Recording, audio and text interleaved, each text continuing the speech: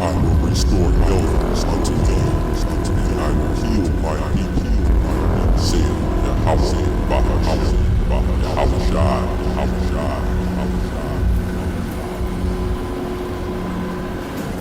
after this life. But just how will evil be punished? Is hell a physical realm? A state of suffering? Or does it exist at all? We all feel guilt, and therefore we all need torment. And in a sense, we all need hell. And if we don't believe in it literally, we find some way to create it here.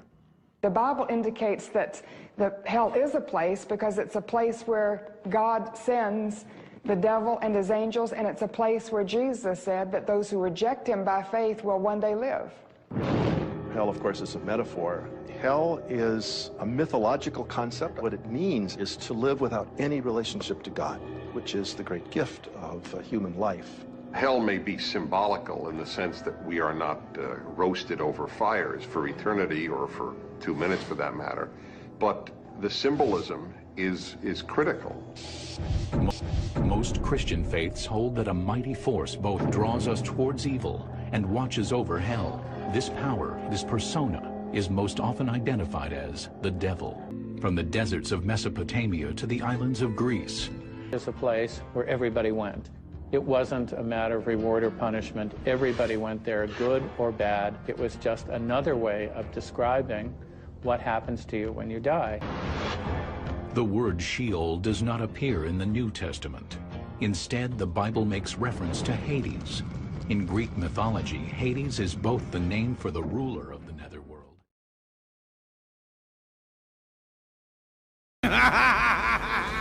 Come on down to my world and die, sucker!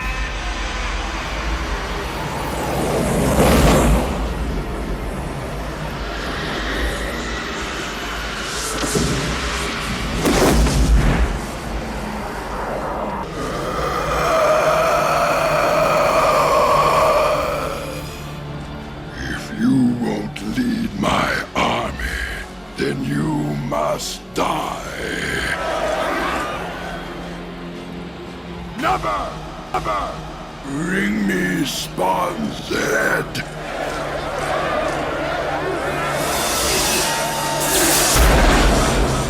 You will never escape me. I want to give all the praises and the honor to Yahweh, Bahasham, Yahweh Shah, Bahasham, Racha HaKwadash, and double honors to the apostles and the elders of Great Millstone. Also, I want to give a sincere shalom to the fellow laborers, the brothers, let me say the elect, and a few sisters and families that's following this truth as well. Okay, I want to touch on this video. I was speaking to a couple of the younger brothers, GMS Legacy, GMS Lines 15. That's their channel. Okay, but we was going into it, and one of the brothers said, "Hey, man, you almost have to be a psychopath to believe in the hell doctrine," because he was looking at some, documentary, which I've seen that documentary some years back, the History Channel. He said when he was young, he saw it and couldn't sleep, when he was very young, so now, he spiritually understands it now. So I just wanted to touch on it. I'll try to get to the points quick as possible, proving that this hell doctrine that your preacher has told you in church is nothing more than mythological dogma that was set up to control the masses of people, like most religions. All religions must have some form of fear to get you to be indoctrinated. Now, I believe we have fear of the Most High because we see the prophecies and we understand. But when you're dealing with Christian religion, they don't truly have fear, okay? They don't truly have fear. In their mind, they believe all you have to do is believe, and the Lord's going to beam through some clouds and beam you up in the clouds. Well, there's a tribulation right now, okay, with this coronavirus. Why isn't there a rapture? I keep asking that. Where's the rapture? Why hasn't the innocent been beamed up and disappeared before all the tribulation? Okay? So anyway, what I'll try to do to get through this as quickly as possible, you know. You know, the Lord can find other ways to punish a spirit other than throwing it in fire.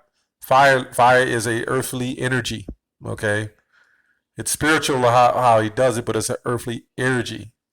This is also what a spinoff of what Christmas and Easter has done for us, okay? And now since the coronavirus, everyone believes in hell. Now, that's now going to try to get right. You know how it go. As I said before, you have to have a psychopathic mind to believe in hell. So let's get into it. Let's get some scriptures. Okay, this is Revelation 12 and 20 and 14. It says, and death and hell were cast into the lake of fire.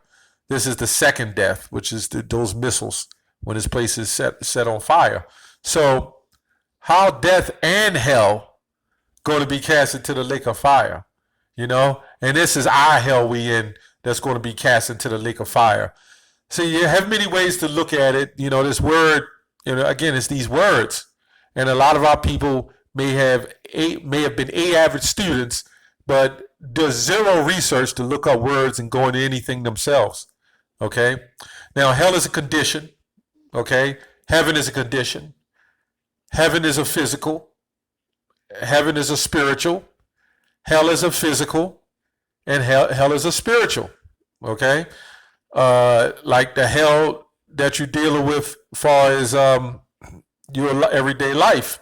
Somebody might say it's cold as hell out here. Okay? And then hell just simply means, and we'll get into that right now. Let's look up this word. Let's go to Revelation 20 and 14. Let's go into the blue letter. Let's look up this word, hell. Word cast into hell goes to the word Hades in this text. Okay?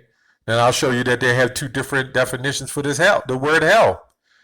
Okay? That's why you must do your research. Okay? It says Hades, name Hades or Pluto, the god of the lower regions. This is what you're following when you follow that hell doctrine.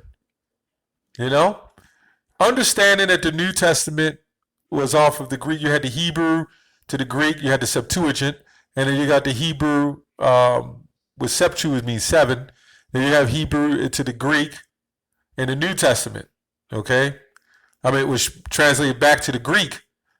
So we all know with the Greek, you have the Greek mythology. Okay? And this is why you have Old Testament Israelites who try to say the one you call Jesus is a mythological God. It's easy to believe that if you believe in the way they think, okay? But we all know that lies was put in and twisted our minds, okay? Anyway, name Hades or Pluto. So Hades and Pluto are going to be cast into the lake of fire? Okay. Orcus, the netherworld, the realm of the dead, okay? Like that movie Spawn. Okay, he was in the underworld, but then he went down into actual hell. That's crazy. Later use of this word, the grave, death, and hell. So this is what hell really means. It means grave. Okay, you know, which everybody who dies go to a form of hell because you go into the grave, and then your spirit goes up to the one who gave it. Well, let's get that real quick.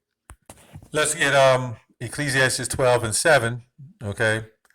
Then shall the dust return to the earth as it was, and the spirit shall return unto God who gave it, okay?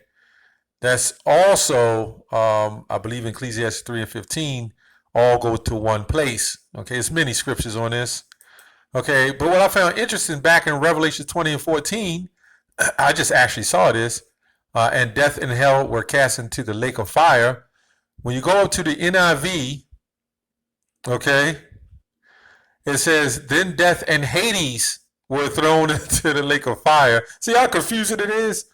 Okay, right here, they have it right, the New Living Translation, who pretty much breaks down it in some cases correctly. Okay, it says, then death and the grave were thrown into the lake of fire. Okay, see that? See, death in the grave. So they're saying that that word hell actually means grave. That's all it's saying. Okay. Now let me get this article.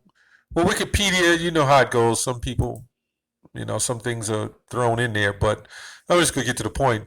The modern English word hell is derived from Old English heli, first attested around 725 AD. Just like you had what you call a Hellenized Jew. The Hellenized Jew was actually Israelites who was living a heathenistic custom. Okay, around 725 AD to refer to the netherworld of the dead, reaching into the Anglo-Saxon pagan period. Okay, so we know in the time of Constantine, and you had a lot of even Israelites who was pushing that agenda.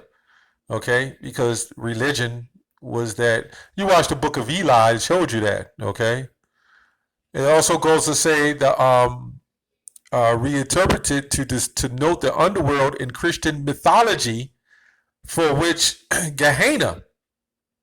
Okay, so let's see where it shows in the scriptures. Okay, of Gehenna. Okay, let's go to, looks like Luke 12:5. But I will forewarn you, whom ye shall fear. Okay, fear him which after he have killed, have power to cast into hell. Yea, I say unto you, fear him. So the Christians will see this and say, oh, wait a minute.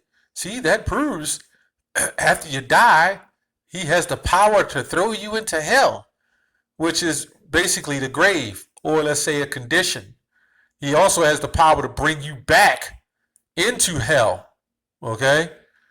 You have the power to bring you back in the worst condition that you were in before you was in this hell. Hell goes on many levels.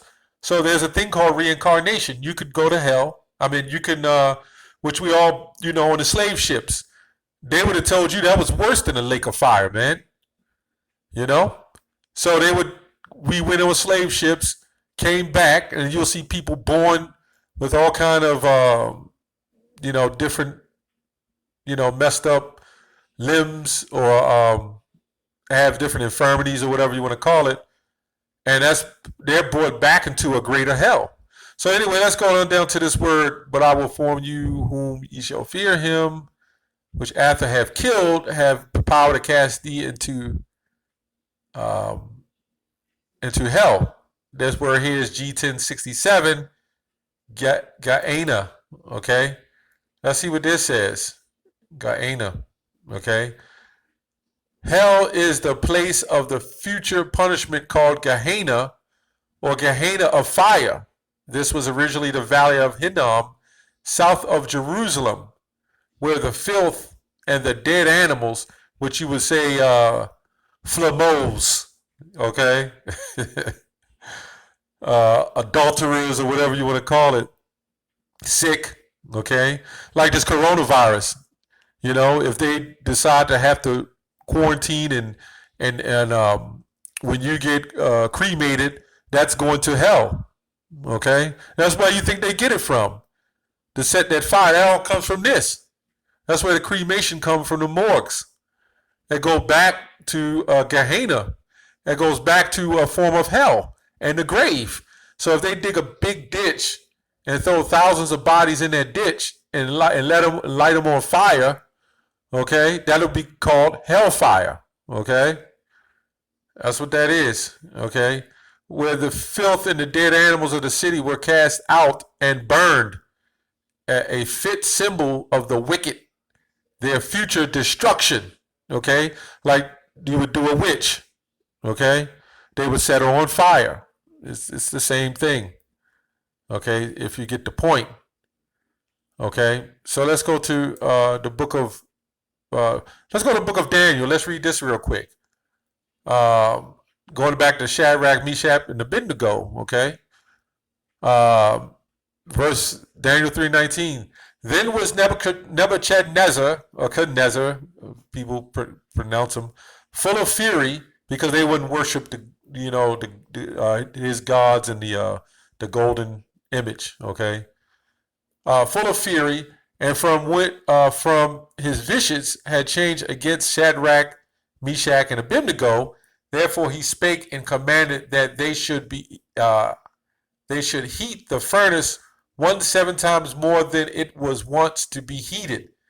And he commanded the most mighty men that were in his army to bind Shadrach, Meshach, and Abednego, and to cast them into the burning fiery furnace. Okay, that would be considered a grave, a hell of fire. That would be considered hellfire. Then these men were bound, and their coats, they were hosen, and their hats, and their other garments, and were cast into the midst of the burning fiery furnace. Okay, and you know the rest of the story. Okay, let me go on. Therefore, because the king's commandment was urgent, and the furnace exceeding hot, the flame of the fire slew those men that took Shadrach, Meshach, and Abednego. And these 3 men, Shadrach, Meshach, and Abednego, fell down bound into the midst of the burning fiery furnace, which when you read the story, the angel came and, they were saved. They were delivered from hell. Okay. So a lot of times you'll see the scriptures in the New Testament say his eyes was opened in hell, and then he went into hell, and Jesus went into hell and came back. And, Lazarus represented the elect anyway, the Israelites. But you'll read those stories, because I ain't got time to go into 40 verses that may have the word hell in it. I'm just trying to get you to look up the words to show the simplicity of it. It's not really hard to get, I mean, this is a country, basically this whole government and Catholic religion is the one that helps to push it, and they don't even believe it. Okay. Somehow they managed to separate the church and the religion, which isn't. Yet they say pray for the soldiers and to protect our country, but yet they're killing people. I don't get it. But they're not going to hell. You got the woman, mainly the black woman who's got children, and the grandmother got grandchildren of these young men who gun each other down in the street. The most menace to society on the planet. And somehow when they laid in the casket, the mother and the grandmother will say, well, they're going to be with the Lord. How do they know? Then don't they believe in the Christian religion? The scripture says, judge not, lest ye be judged. They say not to judge, but they're judging and saying, hey, they're going to go to heaven. This is why they push the ideology that, according to the scripture, you have a choice to make. Or you can go to hell, or you could be saved. But Proverbs 20:24 says, man's goings of the Lord. How then can a man understand his own way? These people just don't get it. Okay? So no matter if you're not of the elect, okay, you're going to catch some form of hellfire. Okay? If you're not of the truth, you're going to catch some form of hell. But there is no pit in underworld. Surely there's a spiritual world. There's demons and there's spirits. No doubt about that. I won't doubt that. But there's not some great underworld where you're under, you have people with near-death experiences who may envision hell. But that was the ideal. See, the way the spirit world works, because I was young, I used to see spirits as a very young man, Whatever you think of as wicked and evil, it would materialize to you to be that way. So if you think there's a hell and you have such a so-called near-death experience, okay, or a really bad dream, you're going to see hell. Okay? This is the Lord putting all that on. Remember, the Lord controls your dreams and everything else too. What you see, what you visualize if you leave your body, the Lord controls all that. Job 3:17, I'm going to make this quick. This is Job speaking of the spirit world. He said, there the wicked cease from troubling, okay? The wicked cease from troubling. And there the weary be at rest. So your mind's grandma was right when she said, you're going to be with the Lord. There the prisoners rest together. They hear not the voice of the oppressor. So you don't, if a police shoot a Jake and he dies and the police have a heart attack and die, guess what? They all go to the spirit world, man. Okay? They got to go there because the Most High is the ultimate director, the ultimate screen holder, and then he sends you back to play out your role. It's just that simple. The small and great are there, and the servant is free from his master. Okay? Wherefore light is given to him that is in misery, and life unto the bitter in soul. So this also proves that the Lord is still a merciful power. You only come here to serve out your so-called heaven or your so-called hell. And who's next up for heaven? Us, the Israelites. And I'm saying all Israel, starting with the elect. Okay? You know, and this is the sickness of our people. Halloween is about the underworld, but you Christian dress your children up and celebrate it. You see the sickness, you see the psychopathic mindset of that. Anyway, I hope this was edifying. There was much more to go on that, but I just wanted to hit the points. These type of lessons can go for a good while, but I just want to hit the points, but it's up to you to do your research. That's all.